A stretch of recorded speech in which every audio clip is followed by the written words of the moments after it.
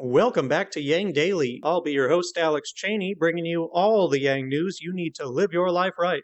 This one might be a bit of a downer, but it's got some news you'll want to hear. That's the way it goes sometimes. Let's be about it. McConnell has revealed some details of the upcoming stimulus package.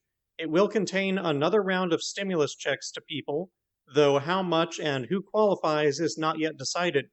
McConnell floated a cutoff at just $40,000 earned income, implying much more stringent means testing that will exclude a large portion of those who received checks the first time around. Extending the UI bonus is expected to be the biggest point of contention, with Democrats arguing that the economy will collapse without the $600 per week bonus and Republicans wanting to reduce or eliminate it to remove the disincentive to work. Of course, neither side is really pushing the obvious consensus position of UBI, which would accomplish both goals, because they're idiots. And that is exactly what you should be telling them in your letters and calls, which we need to put out in bulk over the next few days, because they want this bill decided within the week. The time to demand UBI is now. If we want a federal UBI, it is vital that we secure recurring unconditional payments for at least a few months. Once the public experience it and generate data to back up all the benefits, they will not give it up. Let's make that happen, gang.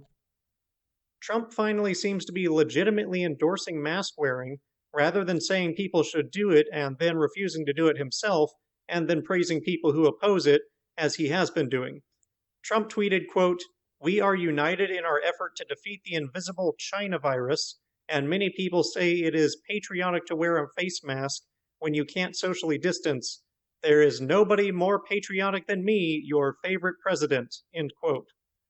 Now, I don't know how you could come up with a less mature argument for it than people say it's patriotic, so I'll do it, but I guess we should just be happy if he's finally going to adopt the most basic measure of public health in a pandemic some 4 months in, because that's how low standards have to be with this president. That said, considering China eradicated the virus months ago and it's only still raging here because of people like Trump, who have done everything in their power to oppose the recommendations of epidemiologists, Trump virus seems much more fitting than China virus to me. Also, when you have expressed every hallmark of a dictator, you are anything but patriotic. Still, one could hope that some of the irrational followers of Trump will begin to wear a mask if they believe their great leader wants it.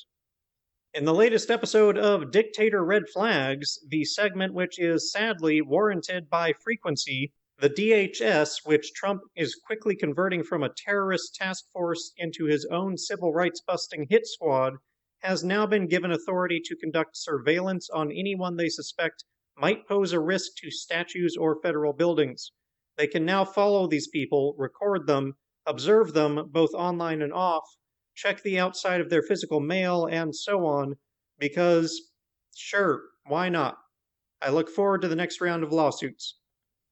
You've probably heard that civil rights leader and Congressman John Lewis passed away recently. What you probably didn't think about was what would happen to his seat. Well, now we know. It was just announced that an unelected committee of 14 bureaucrats from the Georgia Democrats have appointed Nikema Williams, the chairwoman, to take the seat.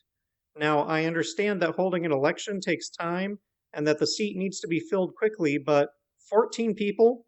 What's more, they released a list of who was considered, and Barrington Martin, the Democrat who ran against Lewis in the primary and received some 16% of the vote, was not even considered. This is not a democratic process by any stretch of the imagination, and it's more galling when replacing the seat of a man who spent his entire life fighting for the right to vote for who represents you. Yang agreed in a recent tweet. Georgia should not be stuck with an unelected representative for 2 years. They should have found a more democratic approach for the appointment, and they should most certainly conduct a special election as soon as possible. CNBC put out an article seeking to put the budget of a billionaire into perspective for the common American. To do so, they calculated what percentage of a billionaire like Bezos' wealth some choice expenses would represent, and then put them in terms of the dollar value that would be proportional to the median American's budget.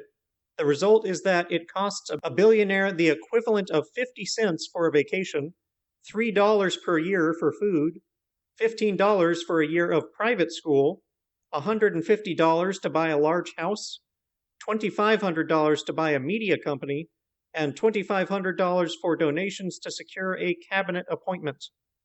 So you see, when you have the money of a demigod, buying anything, including democracy, becomes child's play.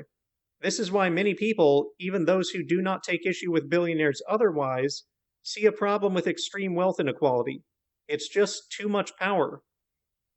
Represent Us put together a concise video and blurb with the relevant facts about mail-in voting, that 1 in 4 Americans already vote by mail, including the military, that it's actually safer than regular voting in states that do universal mail-in voting, that fraud accounts for a ridiculously insignificant fraction of a percent of all votes, that it favors no party, etc. Suggest checking it and bookmarking it, as mail-in voting has become a vital health issue.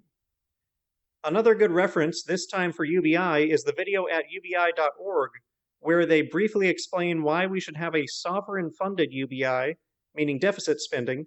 If you're not familiar with why deficit funding a UBI would work, you can check out the link on my argument and resources for it to learn more.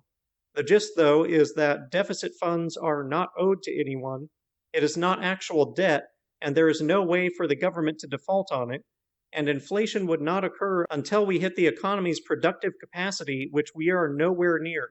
While tax funding would still, of course, work, it is actually not necessary. We can have free money for the people the same way corporations got free money during this pandemic.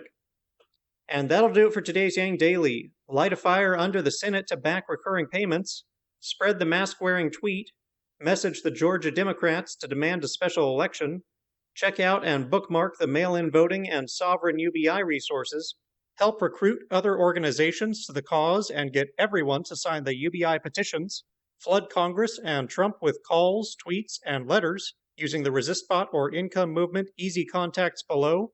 If you need financial help, consult Humanity Forward, the Income Movement Aid Database, United Way, or the H3 podcast thread. And don't forget to Yang Daily.